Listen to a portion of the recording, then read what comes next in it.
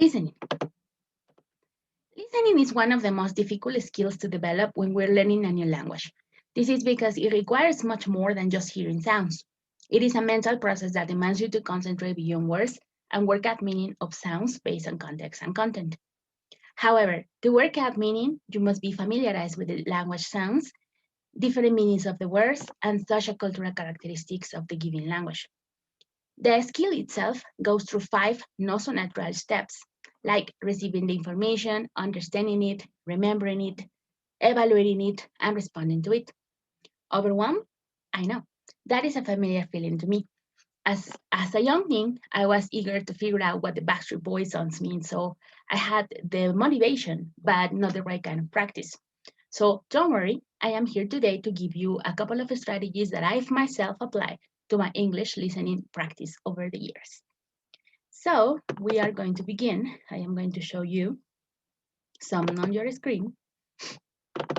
These are learning tips about listening. So we're gonna begin with your listening tips. The first one is find out the purpose of the conversation. For example, we're gonna have this lady. She says the assignment is to be delivered by the end of the month. So basically what you need to do here, you need to find out why she is speaking, why she's giving you this message. She's not asking you to give her help. She's not demanding anything else but some kind of assignment. We don't know yet if she's the boss or she's some kind of teacher. We don't know a lot just yet, but you need to know why she's speaking to you. She's not asking favors. She's not clarifying anything. She's just giving information. Actually, she's demanding for some kind of assignment. Next step is listen for context and content. This is very important. The context is basically where these people that you're gonna listen are, where they are, what they are, why they are speaking, and the content is what the conversation is about. So when you are listening, you need to focus on that. You need to know where they are, and what they are talking about. For instance, here again, this lady says the same. The assignment is to be delivered by the end of the month. Again, you don't have like a lot of context. You know the content that is about an assignment that has a deadline, but you don't know much about the context. So keep listening, and maybe you find some information. For instance, here we have the answer of the girl. It says, "Is it individual work or can we make teams?"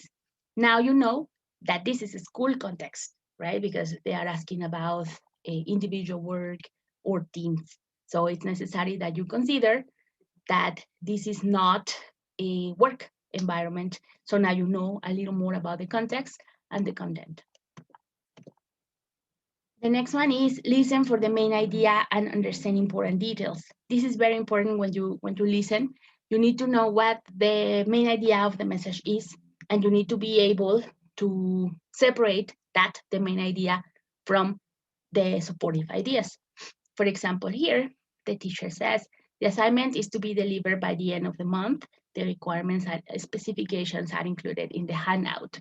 You have a lot of information, but the most important part is that the assignment is to be delivered by the end of the month. The deadline is the main idea. The rest is supporting ideas like the one that they have a handout in the specifications of the assignment are there. So that is extra, that is supporting the first idea. The next one is recognize topic changes and developments.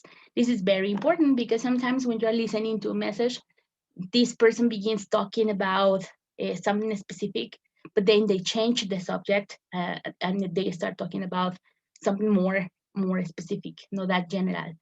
For instance, again, we're gonna have this. The assignment is to be delivered by the end of the month. Now, about the last quiz, not everyone understood what to do.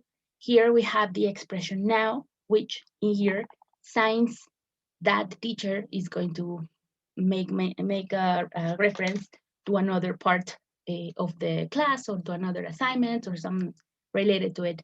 So mostly we can understand that after this, the teacher would be talking about the last quiz and the problems that students had. So the first line, it's not what the conversation is about. Now we have understand the relationship between the speakers. This is very important. You need to know what the speakers that you're listening to in the conversation, how they are related. If they are bosses, the boss with the employees, or if it's the mom with the kids, sorry, or the teacher with the students, or something like that. For instance, again, the assignment is to be delivered by the end of the month. We understand this could be the teacher, this could be the boss. And if we have this, Miss Roberts, I have a question. Again, we have a little more content and we know this is the boss, or this is a teacher, and this is a student, or perhaps the employee. But that's the kind of relationship that we can see here is a professional one. You are not expecting to hear like, you know, a lot of contractions or this kind of slang or informal vocabulary. This one says, make predictions and inferences about the information. Sometimes the information is not included there, like explicitly. You have to come up with it. For instance, here it says, it is to be delivered by the end of the month. I have to remind you, there are no extensions. So it is something that comes in a context. Probably they're talking about this assignment, and so she makes a reference to it just by saying it is to be delivered. Also, she reminds her students that they are not extensions, probably before they deliver their work late, or they ask for extensions for more time to do this. So she feels that she needs to remind them. That's an inference and a prediction that we can make out of this small interaction. Next one says, make a conclusion regarding the information. Again, we're going to have some elements, and these elements that we're going to come up with are going to help you to make your own conclusion of what is happening. Again, the teacher says the assignment is to be delivered by the end of the month. The required and specifications are included in the handout. You can conclude a lot of things. You can conclude that probably this is the beginning of the course and she's just giving them the information on how things are to be delivered, or probably she has to be emphatic about different things because probably before the assignments were incomplete. I mean, those are the things that you can conclude, right? Also, you can conclude that she's a teacher and she's asking the students to work on a specific assignment. Those are things that you can conclude. This is super important. You have to notice the speaker's attitude. For example, the assignment is to be delivered by the end of the month. That's what the teacher said. And the student replies, another assignment. If you pay attention to the intonation, to the way that the student said it, you will notice then that she's not happy about it. Yeah, that is her attitude. She's angry. She's annoyed. She's not happy about having to do another assignment. So you need to notice how she feels about it. Another one, this is not the degree of certainty regarding the statement. It's very important also that you notice that sometimes it is not given with words, but sometimes just with the attitude of the speaker. For example, here says, now about the last quiz, my guess is that not everyone understood what to do. Notice here she's using the expression my guess is, and she doesn't want to sound rude. So probably she's completely sure that the students didn't understand what to do, but she doesn't want to be rude. So she's like, my guess is, and so that way she makes it like lighter for the students, softer, so she doesn't sound rude or very demanding. And this is very important too. Listen for digressions, reductions, and intonation and stress. This is very American. American people speak a lot with these kind of things. Intonation and stress is something that you have already worked with. You need to pay attention what words are key. So the speaker emphasizes these words. Reduction, well, in contractions is very common, and also in what they call connected speech is something that you have to get acquainted with. And digressions, I'm going to give you an example of the digressions. She says the assignment is to be delivered by the end of the month. I just remember I haven't checked the last one. Well, the requirements and specifications are included in the handout.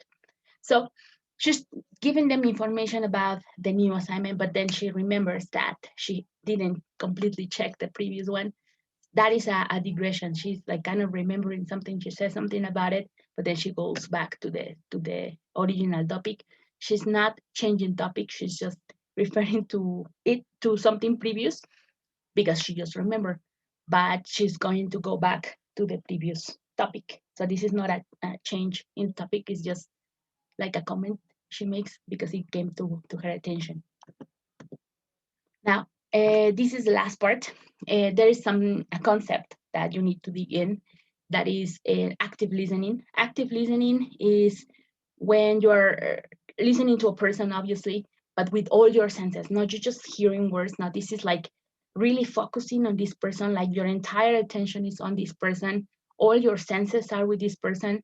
So this person knows that you are there and paying attention, and you're going to try to figure out what this person is trying to tell you or ask you.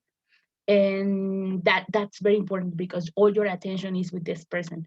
It's not the same that effective listening is not opposite either. It's like a complementary concept. Effective listening is like you are listening to response, but not just like an immediate, like meaningless response. No, effective listening is like you're paying attention, you're concentrate on what the person is saying, and you make little remarks to be involved on it. Like they are telling you a story and you're like, oh, all right, I understand, I see, etc. This is like to be involved, and that gives you the tricks your mind to stay in that conversation, to focus on what the person is saying, not in every word, but in the whole message that the person is telling you. Dig a little bit into these concepts and you will find very, very good tips for you to improve on your listening. For now, that's it. That's all the information I have for you. See you later.